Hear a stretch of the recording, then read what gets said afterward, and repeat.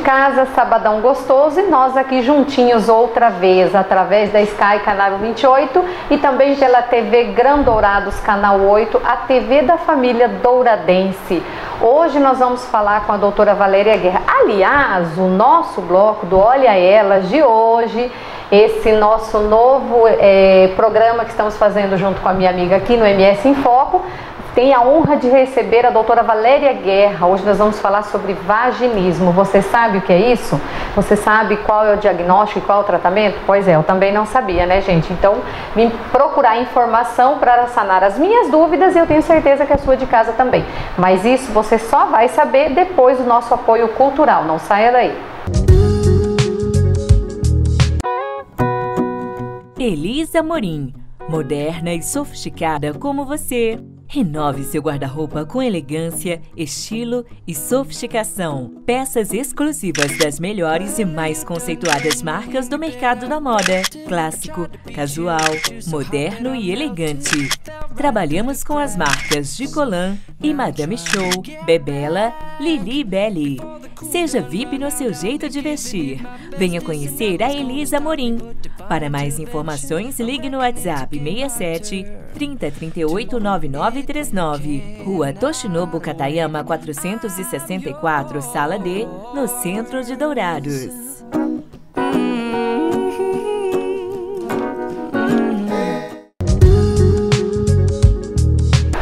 Bom, estamos de volta então com o nosso programa MS em Foco, TV com Brasil, canal 28 para todo o Brasil. No bloco de hoje do Olha Elas, nós estamos recebendo a doutora Valéria Guerra, essa profissional maravilhosa, super competente, super atuante nas redes sociais também. Quem segue ela sabe que as dicas dela nas redes sociais são preciosas e toda vez que a gente tem uma dúvida sobre um assunto muito importante, eu corro lá, chamo ela, ela aceita o convite e vem sanar as minhas e as suas dúvidas também, não é mesmo, doutora? Oi, Rejane, muito bom estar aqui de novo, obrigada pelo convite. Me sinto muito honrada e muito feliz de poder colaborar, esclarecer dúvidas, tirar aquelas caraminholinhas da cabeça, né, das suas seguidoras.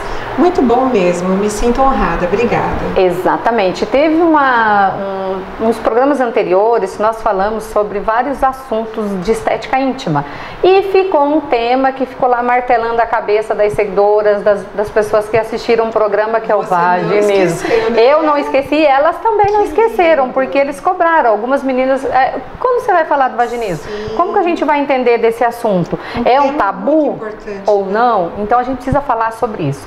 Começando, doutora, bora lá. Melhor coisa, melhor explicação hoje vem pela senhora. Por você. O que é vaginismo?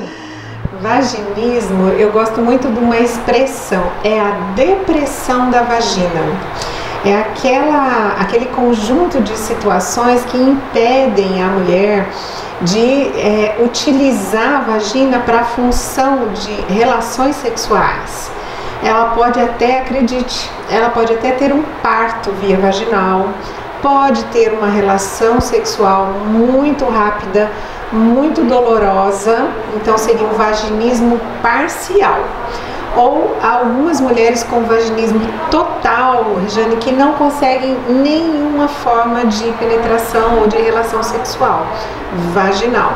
Então essa é a definição, a tristeza que essa pessoa sente, realmente vinda de situações muito difíceis, como estupros, um assédio, uma violência sexual, gera um trauma e esse trauma produz uma vagina impenetrável, uma contração muscular que não há como ela ser desfeita sem o tratamento adequado. E se essa paciente, doutora, ela não teve nenhum assédio, ela não teve nenhum estupro, ela não teve nada e mesmo assim ela desenvolveu o vaginismo, sim, qual que seria a causa disso? Às vezes nós temos alguns casos que são assim, difíceis de você diagnosticar. Por essa razão, nós sempre utilizamos um grupo multiprofissional. Temos a psicóloga, eu vou citar os nomes, a Evalmira, da Clínica Valéria Guerra, que nos ajuda.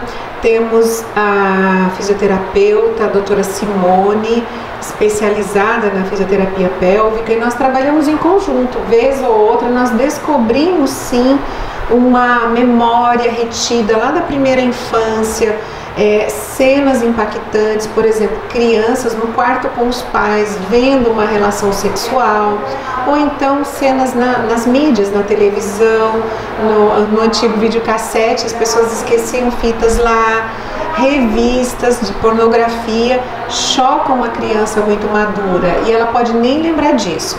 Algumas vezes utilizo também a prestativa atenção da Fábia, a fisioterapeuta que faz microfisioterapia, e por meio dessa ciência nós conseguimos às vezes trazer para memória a pessoa relembrar o que fez ela ter aquele bloqueio. Ah, a Fábia é maravilhosa. Um beijão para você, Fábia, microfisioterapeuta. Já fiz tratamento com ela, amo de paixão. Um beijão, querida, tá? Saudade de você. Temos que conhecer o inimigo. Exatamente. Né, nem sempre ele está ali mostrando a cara feia pra gente. Mas a gente trata assim mesmo. Se não conseguir encontrar a causa, nós temos como tratar também. Tem uma seguidora que ela perguntou se o vaginismo pode ser hereditário. Aconteceu com a mãe, acontece comigo? Não. O vaginismo não é hereditário, mas veja bem que uma educação sexual satisfatória é uma das formas de prevenção. Se você não quer que sua garota tenha o vaginismo ou dificuldades com o desejo, teve bastante colocação aí de pessoas que na verdade só não têm o libido adequado, né? É verdade. Não conseguem ter relação, pelo que nós conversamos antes. Então, a educação sexual primorosa, dada por uma mulher que lida bem com a sua sexualidade, que vive a felicidade sexual, vai prevenir que essa filha venha a ter um vaginismo também. Então, não seria assim uma coisa colocada no DNA, mas que pode ser formatada pela maneira como essa pessoa é criada.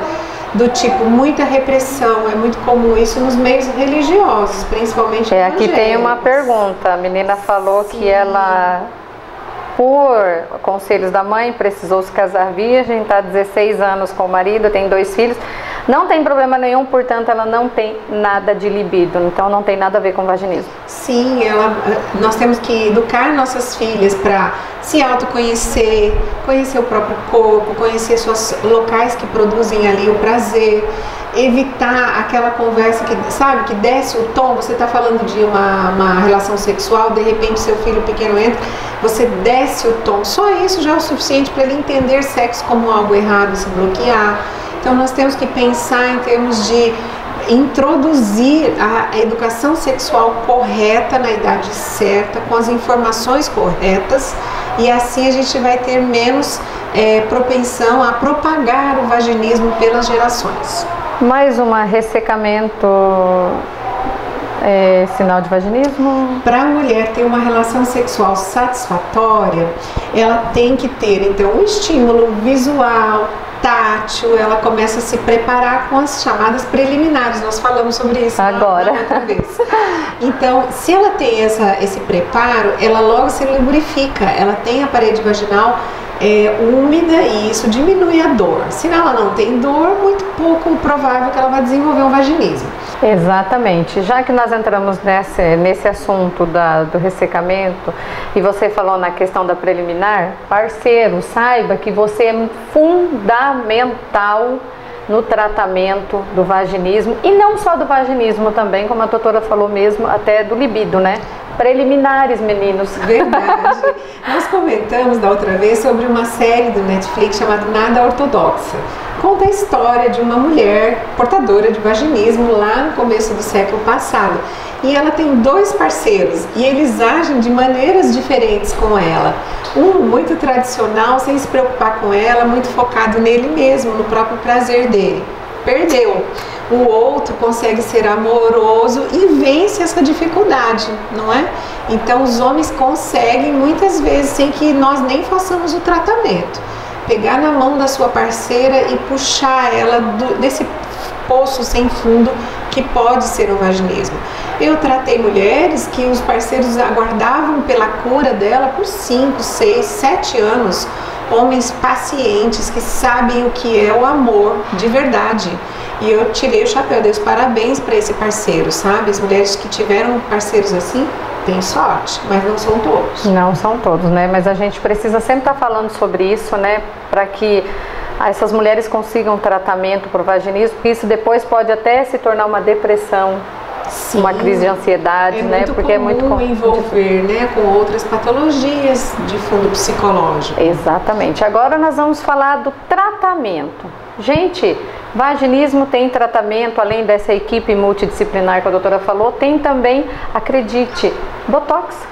Botox.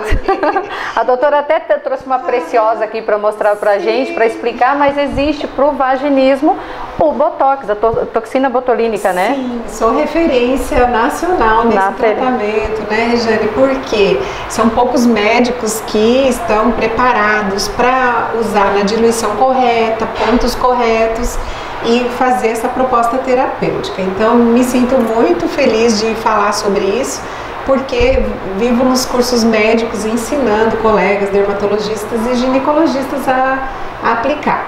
Depois que a paciente passou, então, pela avaliação psicológica, está autorizada, está apta, ela vai me deixar tocar nela, encostar nela.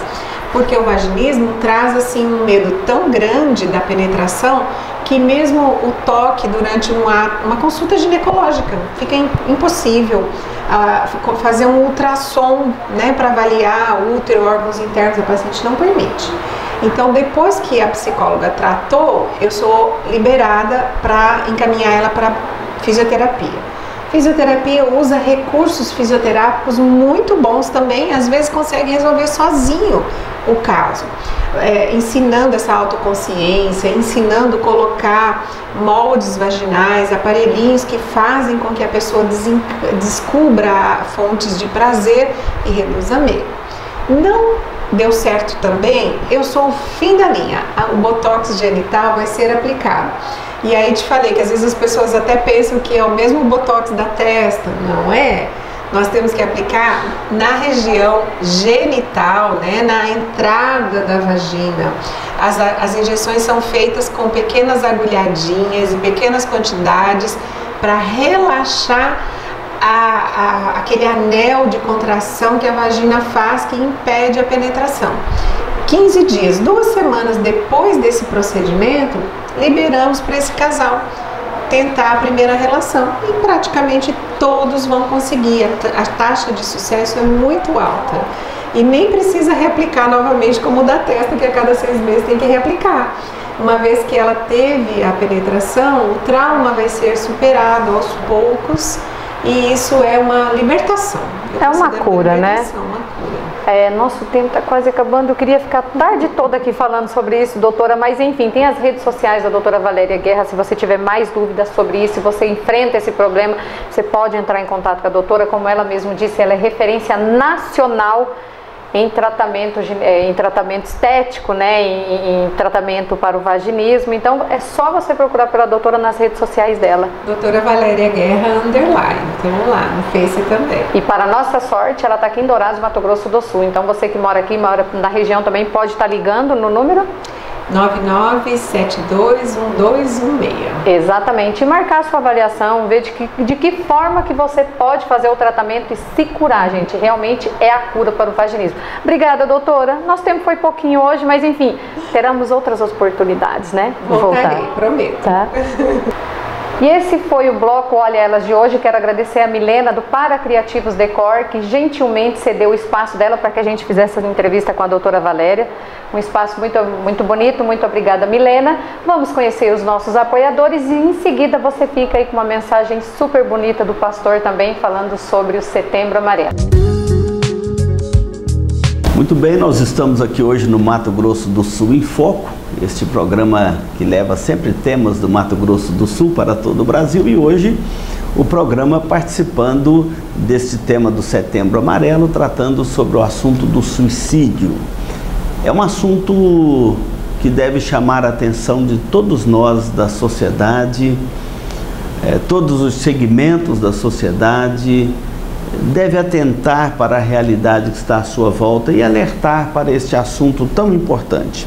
É muito triste quando uma pessoa da família, ou um vizinho, um amigo, um parente, comete o ato do suicídio. E muitas pessoas chegam a pensar, suicídio é um pecado sem perdão que pode condenar a pessoa a eternidade separada de Cristo ou a condenação eterna.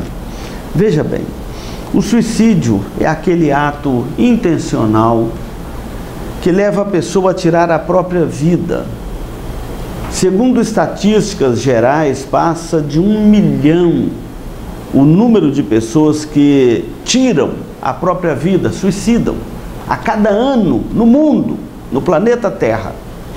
E é 3 vezes maior o número de pessoas que faz alguma tentativa de suicídio ou que tem pensamentos suicidas são alimentados no seu coração. Temos o problema da depressão, que às vezes nem é tão intencional assim, esta realidade do suicídio. As razões mais comuns que têm levado as pessoas a cometerem o suicídio é o desespero pela vida. Não só a depressão, mas o próprio desespero pela vida. Não são só pessoas deprimidas que suicidam.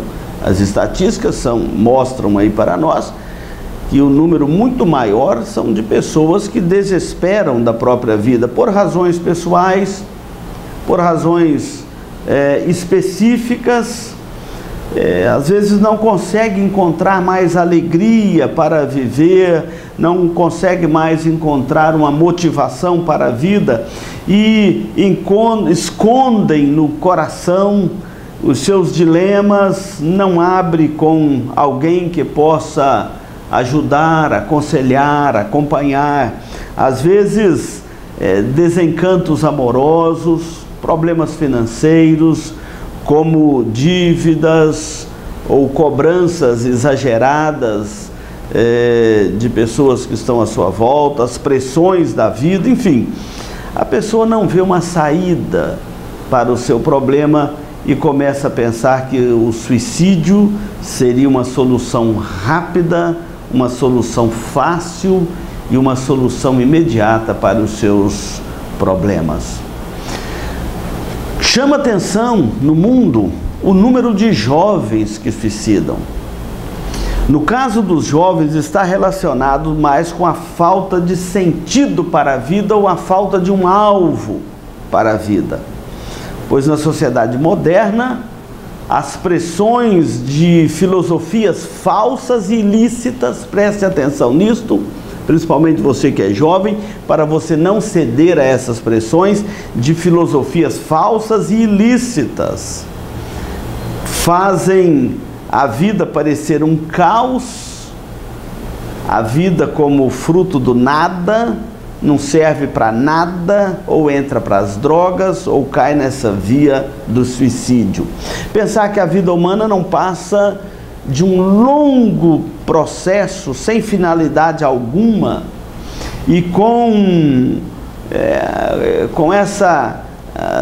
esse vazio da alma, como assim é chamado, pensa que a vida é uma mera seleção natural cega, sem propósito, e que a vida ela se resume a comer, beber, se divertir, buscar os prazeres, aproveitar a vida, porque nós só temos o hoje, não temos o amanhã. Olha como que uma falsa filosofia pode induzir esta pessoa ao vazio e até mesmo atentar contra a sua própria vida. E quando as pessoas não conseguem nem fazer dar um sentido à vida, então acaba achando que a vida não tem sentido e busca então dar cabo da sua própria vida. Porque sem prazer, sem finalidade, não vê uma razão para viver e entende que o suicídio pode ser uma alternativa para colocar fim ao seu sofrimento intelectual, emocional e espiritual. Isso é um pensamento que eu estou tirando aqui de uma entrevista que vi do reverendo Augusto Nicodemos Lopes. A questão é como entendemos à luz da palavra de Deus essa questão do suicídio. A Bíblia registra alguns suicídios mais notórios e eu vou citar aqui apenas 2 para encurtar a nossa conversa. É o caso do rei Saul, que tirou a sua própria vida, está lá registrado em 1 Samuel, capítulo 31, o versículo de número 4, ele pulou sobre a sua própria espada e tirou a vida. E o caso de Judas, o mais clássico suicídio da Bíblia, o caso de Judas, está registrado em Mateus 27, versículo 5, depois de trair Jesus, vendo-se num embaraço, ele atentou contra a própria Bíblia. E registra também a Bíblia a história de pessoas que passaram por duras lutas, duros problemas, e nem por isso buscaram no suicídio a solução. Nós temos, por exemplo, o registro da história, da biografia de Jó, que é um homem que enfrentou mais sofrimento na Bíblia do que Jó, e nem por isso ele atentou contra a sua própria vida, embora a sua esposa sugeriu isto. Vendo Jó naquela situação miserável, diz: abandona esse teu Deus e morre. Ou seja, atenta contra a sua própria vida, tire o temor de Deus do seu coração, e a vida realmente passa a não ter sentido. Temos o exemplo do apóstolo Paulo, que ele diz que o sofrimento dele foi de tal envergadura a ponto dele desistir da própria vida, desistir de lutar. Não é querer atentar contra a própria vida, mas em todas essas coisas o maior exemplo de sofrimento na Bíblia é Cristo, que foi obediente até a morte, e morte de cruz. Ou seja, não precisamos de fazer dos enroscos da vida uma justificativa para atentarmos à própria vida. E a pergunta é o seguinte: como fica o caso de pessoas que suicidam? Elas não alcançam o perdão de Deus? Observe bem, a Bíblia nos ensina que o único pecado que não tem perdão é a blasfêmia contra o Espírito Santo. É o único pecado que a Bíblia registra que é um pecado sem perdão. Então deixa eu te explicar umas coisas aqui. Eu entendo que todos nós precisamos de concordar que o suicídio nunca deveria ser uma saída para os nossos sofrimentos humanos, nem para as nossas enfermidades ou qualquer outro sofrimento. É um dos pecados proibidos na Bíblia. A Bíblia diz no mandamento do Senhor: não matarás. Este mandamento, não matarás, interpretado pela nossa confissão de fé de Westminster, diz o seguinte, que esse pecado não é só proibido a gente tirar a vida do nosso próximo. Não matarás, eu não posso matar o meu próximo, mas também tirar a própria vida. Não matarás o próximo, mas não matarás também a si mesmo. Por isso que os vícios, por exemplo, que é uma forma de você ir se matando lentamente, também é proibido neste mandamento: não matarás. E o suicídio, então, seria de fato um pecado, uma transgressão da lei de Deus. Porém, não se trata na Bíblia de um pecado sem perdão. Como nós dissemos, o único pecado sem perdão que a Bíblia registra é a blasfêmia contra o Espírito Santo, que é aquela incredulidade arraigada no coração, que resiste firmemente a qualquer iniciativa do Evangelho. É aquele pecado de endurecimento incrédulo do coração. E obviamente uma pessoa crente, uma pessoa redimida pelo Senhor, não cometerá este pecado da blasfêmia contra o Espírito Santo, mas pode cometer o pecado do suicídio. O suicídio, sendo um ato pecaminoso, ele não pode separar, mesmo assim, não pode separar esta pessoa da graça de Deus, como outros pecados não poderão nos separar da graça de Deus que está em Cristo Jesus. Nós devemos entender que Deus criou o homem à sua imagem e semelhança. A vida tem um sentido, a vida tem um senso de realidade. Por isso que a alma não se deixa enganar por essas falsas filosofias. A vida cristã em comunidade, presta atenção, é uma forma boa de prevenção contra o suicídio. A vida cristã em comunidade, desfrutada na comunhão do corpo de Cristo, do povo de Deus, é um santo remédio para nos ajudar na prevenção contra o suicídio. Aí você fala: mas pastor, mesmo pessoas crentes, até pastores, Nós vimos aí que às vezes suicidam pastores, padres. É verdade. Nós temos problemas seríssimos nesta área, às vezes uma depressão profunda, mas estamos falando de alguns pontos que podem ajudar nesta prevenção. A vida comunitária é uma delas. Estar congregado com o povo de Deus em adoração, em oração, ouvindo a palavra de Deus, alimentando a nossa fé, alimentando a esperança em Cristo, é um santo remédio para trazer alento à alma, para trazer esperança ao coração, para combater este problema do suicídio, ajudar na prevenção do suicídio. A campanha Setembro Amarelo divulga aí o número 188, exatamente para quem precisar de alguma ajuda pontual. Naquele momento de mais profunda tristeza, ou que você pensar em atentar contra a própria vida, naquele momento do desespero, ligue 188. Você vai receber ajuda naquele momento crucial. Em nossa igreja também nós temos o aconselhamento do gabinete pastoral, que ajuda pessoas com estas intenções, ou que alimentam, guardam no coração esses pensamentos suicidas. O crente em particular, ele deve recorrer sempre ao Senhor Jesus Cristo e à sua palavra para alimentar a sua alma naquilo que é puro, que é santo, que é verdadeiro, e isto buscarmos em Jesus, que nos dá vida em abundância, um sentido para a nossa vida, um sentido para a nossa realidade. Eu peço que Deus abençoe a sua vida e que esse Setembro Amarelo seja uma oportunidade também para você olhar para Cristo. Jesus disse: eu vim para que tenham vida e a tenham em abundância. Deus abençoe a sua vida e não atente contra a sua própria vida. Jesus te ama e Ele tem um projeto de vida muito precioso para você.